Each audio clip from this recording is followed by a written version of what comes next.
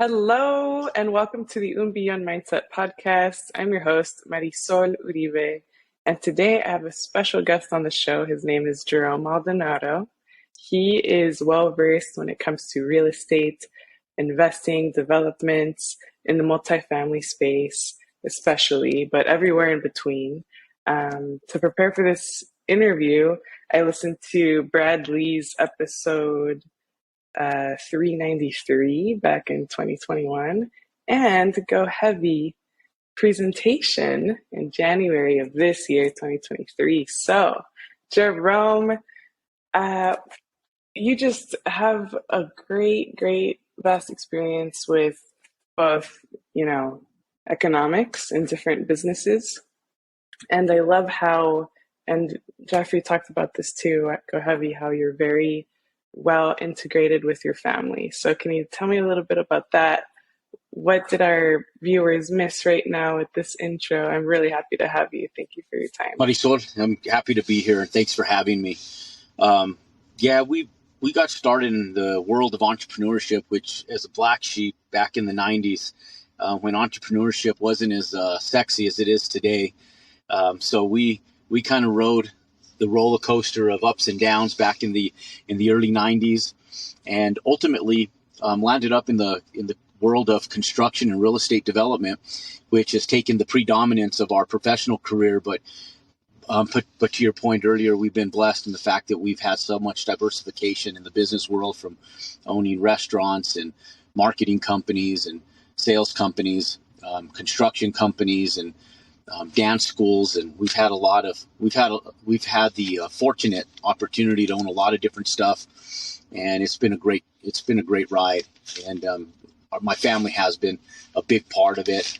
My wife, my kids, and so that integrating all of that in together is always a juggling act and a balancing act. But yes, it all kind of rolls hand in hand when you kind of build all of it together. So very gracious and happy to be where we're at right now.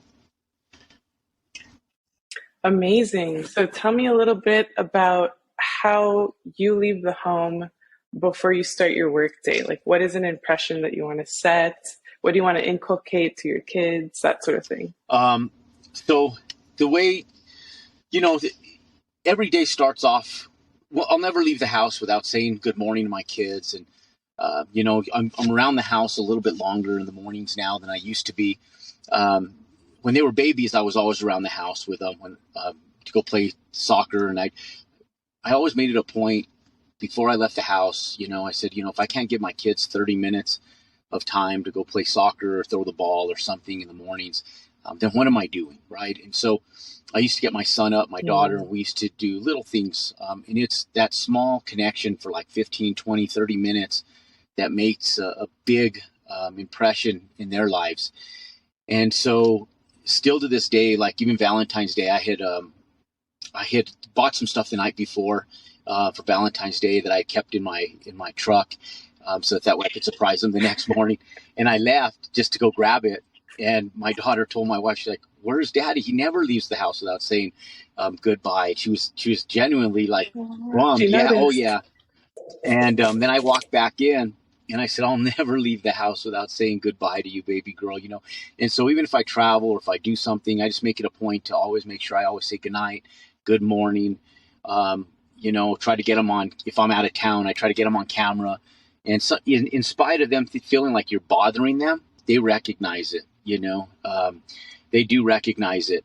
Even her Christmas card, I put it away this weekend, and it was cute because it said, "Daddy, even though you bug me most of the time, you always make me smile when when I'm sad, and you always are there when something's not going right." And they just recognize that stuff. So it doesn't matter. You still bug, you still bother, but as long as you're present, I think that is more than anything what's most important. Speaking of Christmas cards, I feel like handwritten cards are seen less and less these days. Have you seen those automated cards where there's, you could tell it's printed, but it's trying to portray a written, like, handwriting? Yeah, we'll get those for the company. We get a lot of those from our vendors and suppliers and stuff. nowadays that are just pre-printed cursive, but we still use the handwritten cards in our house. So Good, good. That's amazing, Jerome. Well, thanks for prefacing with that. I think family is very important as well. Um, if you haven't already known, and this is the first time I present this on the show, um, Josue and I, my brother, we have created a foundation in memory of my late brother, Edgar Joel Uribe. And he passed away last September. And in case you don't have a favorite charity already, I wanted to put that top of mind for you because, if everyone, hopefully does well if you're watching this in your industry and you want to do almsgiving this Lent. I know I'm Catholic. You were raised Catholic as well. Are you still we still practice practicing? Catholic, and we went to Catholic school. In fact, my son's going to be going to Catholic high school here this next year. So, yeah, we're still practicing living Catholics. Good, nice. So, yeah, that's my background as well. This memorial scholarship actually changed my life too. That was awarded to me in high school, and it was off to pursue nursing. So that's kind of my niche. My parents got into real estate, so I got some of that too. But, I keep bumping into you at these events, driven with Albert Preciado lately, go heavy with Jeffrey Pinson, and I'm like, I'm so ready to talk to Jerome now.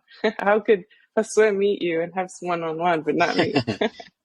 So now you've kind of met, the bulk of our family. So I'm happy about that. So yeah, what we want to do, his image is over here. Let me share.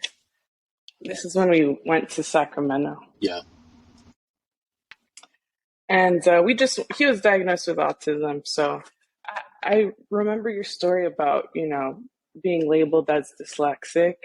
And, my mom never really took that to heart with the kids, with her and Josue. She kind of raised them equally. She tells me how if, she would look at Edgar and his name's also Edgar, like my boyfriend, by the way. So Edgar Joel is this eldest brother of mine. So she tells me, my mom, she would look at both of them and say, Joel, you can do it. Josue, you can do it. So same thing, right, in terms of like empowerment, but, to each capabilities, right, to max out each of their capabilities. And so kind of what was the turning point for you in terms of mentorship at school, maybe that flipped that switch for you? Like, no, that label I'm not going to kind of give so much attention to, and I'm going to be like a boss in my space. It wasn't school. School was a hindrance in regards to that. In fact, even in a Catholic school, the priests and the principals that were nuns were the hardest and probably the most difficult to deal with.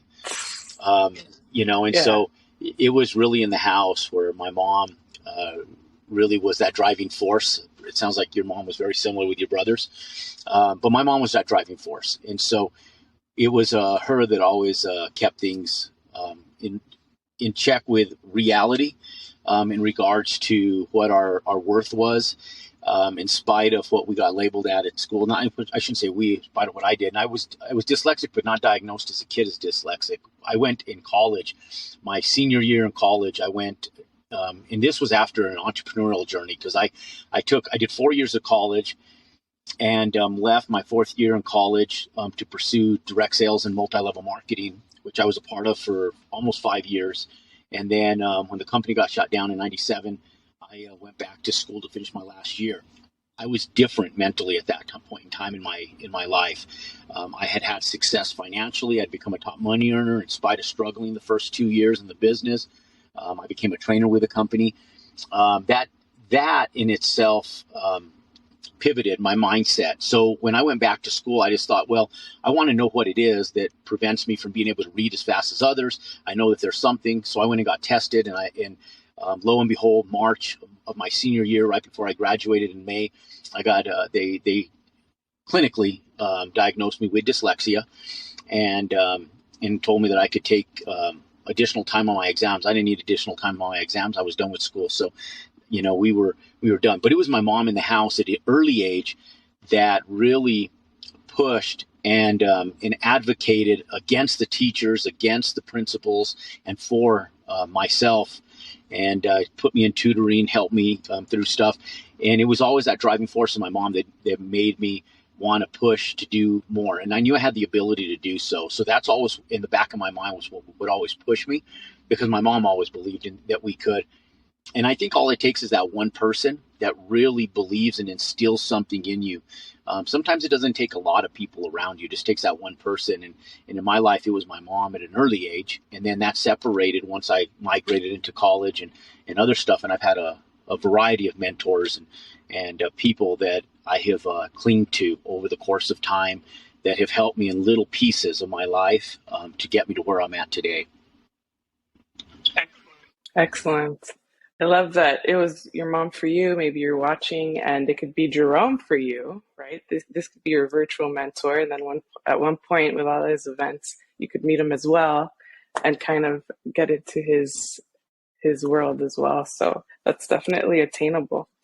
So I want to ask, what has been your greatest challenge after that? Do you think, because having a private school like that, that label would have been given to you maybe, anyway. It just so happens that we have so much one-on-one attention sometimes in these private schools that maybe, they caught it sooner. Or like, what has been another challenge? Maybe not so great. Hope I'm wondering if you got the mindset of, okay, yeah, if I'm done with school, I just totally pivot and I'm taking the charge after that, right? So tell me more about the mindsets and how just you've become this boss that you are.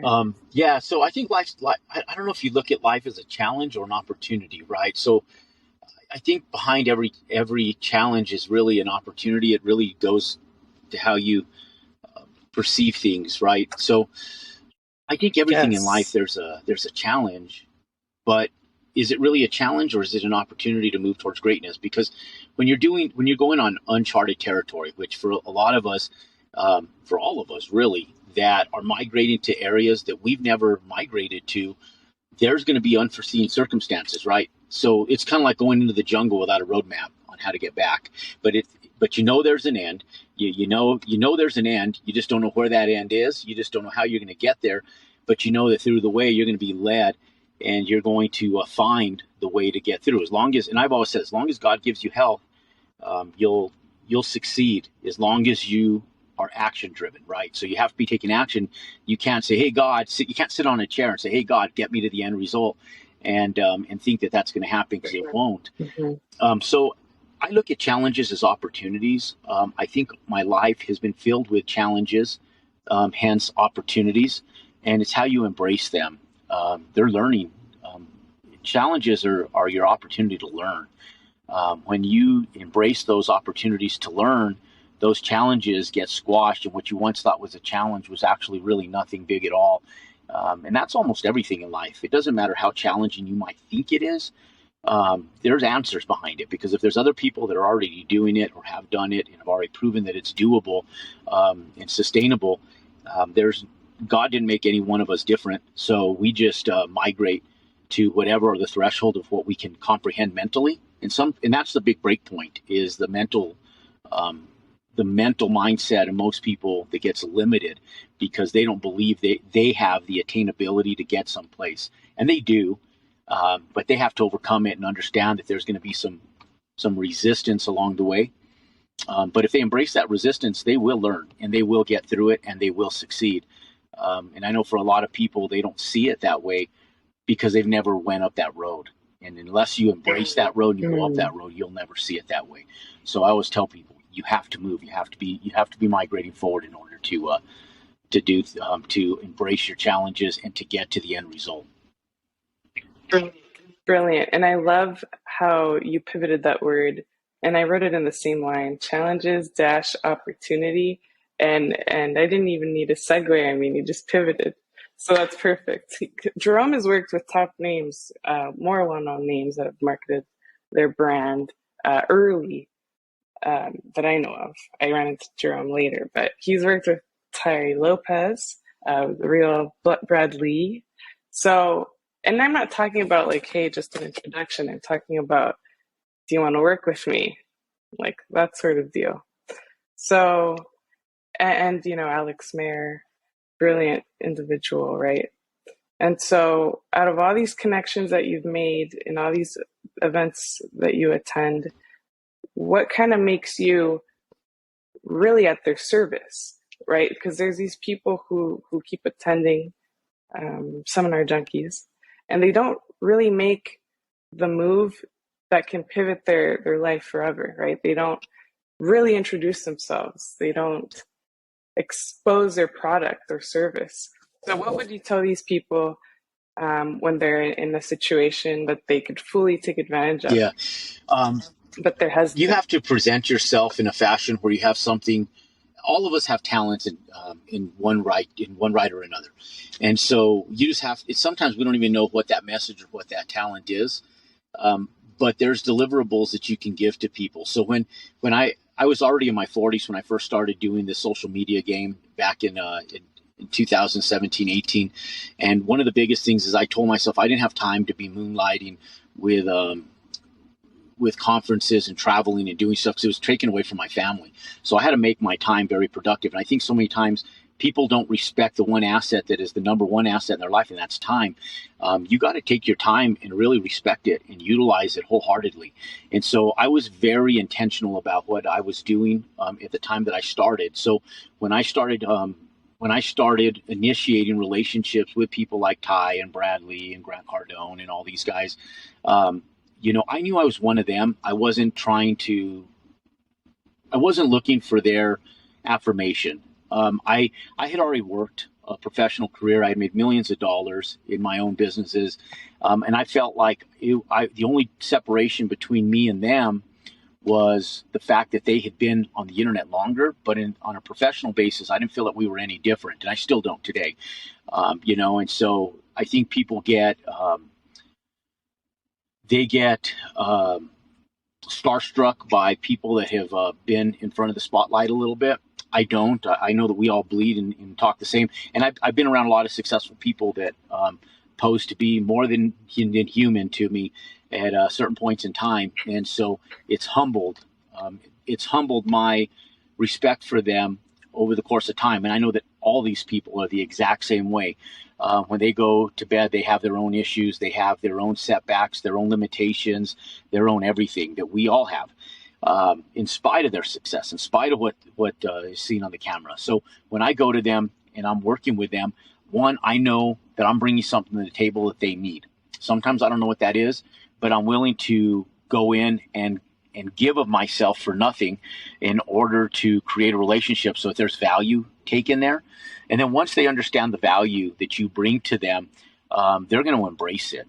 And so mine happened to come through the means of my professional career, which was in the real estate and real estate development sector, which really benefited them in areas that they were missing knowledge in. They may have been great online marketers, but they didn't know about real estate investing and stuff in that regard. So I was able to go in and really put my expertise to work and bring them deliverables that they couldn't do without my expertise, or at least without somebody with my expertise, right? What sets you apart? What sets me apart? Everything. People are lazy. That's what sets me apart. You got to be consistent, and you got to be consistent, and you got to be consistent over the course of time. That's and for me, that's what sets all the great people aside, because people can be great, but very few can be great for a long time. Because being great for a long time is a lot of work, and being great for a long time takes mental strength, physical strength, and it takes endurance through every aspect of your life. And most people can do it for a short period of time, but they get distracted by many things in life. They get distracted by life's problems. They get the shiny object syndrome. They get distracted by the money and things, by the fame, whatever it is. So I just know that athletes, entrepreneurs, business people, if they can stay focused and consistent for the long term, they'll always win. Like there's no doubt about it. And I tell my kids this with sports. I tell them, just keep your head down, just stay focused. Don't worry about all the noise behind you. Don't worry about the politics that go on with parents and children, and don't worry about any of that garbage. Just stay consistent, because over time, if you just keep showing up, you're consistent, you're great at what you do, you're consistent, you're going to beat out anybody around you, because there is so many other variables in life that if you can beat those variables with consistency over the course of a long period of time, you'll always win. So what separates me from other people is that aspect right there, is that I just know that I just have to keep showing up, and I just always show up. And I always say, as long as God gives me health, I'll continue showing up. And even if I suck really bad at something, just because I show up, I'll get it before somebody else. And that's really the only thing that separates me from anybody else, is that one thing right there. That's great, Jerome. And speaking of health, I know you advocate for getting your own hour at the gym, right? And being whole and complete first before showing up to your family. So tell me a little bit more about that. What do you do that's in your control to stay healthy? I even mentioned that to my wife when we first started dating years ago. I said, the only thing I ask for myself is that 1 hour of gym time each day. And my feeling is, if you can't mentally decompress and you can't give to yourself at least an hour every day, you really can't give back to other people. You really got to advocate for yourself first. Because when you have a healthy mind and a clear mind, you're a better person as a whole. And so one thing that I always tell people is that 1 hour for me is what makes it. Now, it might not be gym time for somebody. It might be reading a book. It might be taking a walk. It might be going out to lunch. For my wife, it's watching a television program that just lets her mentally decompress, something that's fun in her mind that she watches. So each their own, but you have to be able to know what that is, and you have to be able to give to yourself that time that you need to mentally decompress. And for me, it's going to the gym for an hour. It makes me feel good. It makes me feel healthy. It helps me mentally, physically. And if I can't at least do that one thing for myself, I know that I'm less the person that I could be if I at least gave myself that 1 hour. So that 1 hour to me makes me a better dad, a better husband, a better boss, a better whatever it is. It makes me a better whatever Jerome needs to be in that moment. Awesome. Self-care, everybody. So this is my book, Beyond Mindset Health. If you have anyone in your family with diabetes, or if they just don't have the same mindset as you, reach out to me and I will ship you the book. Okay. I'd love to do that. So pretty much we talked mindset, we talked familial relationships, we talked some business. So if people are new to you, how would you summarize your business model? What separates you apart in terms of that company structure, and how can people find you? Sure. So I'm in the real estate development game. I do a lot of multifamily ground up build and hold right now. We've been in the real estate development. We've been in the real estate game for a long time, from retail to single family residential. We have a lot of diversification. I think my biggest separation is that there's real estate investors, and that's what they do. There's contractors, and that's what they do. There's developers, and that's what they do. There's real estate agents and brokers, and that's what they do. Over the course of our professional career, what separates me is I've been able to wear all of those hats under the same regards for multiple businesses that we still own today. And from that experience, we've been able to niche the real estate development sector in a way where we've been able to maximize profits. It's where we've been able to have our financial glory because of the long-term consistency of all of those companies. And so that's really where that's where people, I guess, our quote unquote label, right? Like our life label is like real estate developer. I consider myself just a regular business entrepreneur in multiple regards, but people label me as a real estate professional. Real easy to find. My name is in the bottom of the cliff notes here. Jerome Maldonado. I'm on all social media platforms. You can just Google me and we'll come up. We've been in the game for a little while, and so we're separated by, again, long-term consistent efforts since the late 90s. So we've been here and we've been in the game for a long time. And those of you guys interested in learning what we do, we even have an educational platform in the same regards. Brilliant. So everyone listening, check out the link in the description of the show. And to wrap up, my final question is, what does having that billion-dollar mindset mean to you? So the billion-dollar mindset, I guess what that means to me is I don't really label it in regards to money anymore. I call it the billion-dollar mindset means less about money and more about an abundance of mind, because like I tell my kids, 80% of success in their sports, their athleticism, and everything that they're doing doesn't have to do with what they do on the field. It's what they do right up here. And so in order to, it's harder to attain a billion-dollar mindset than it is to achieve a billion-dollar business.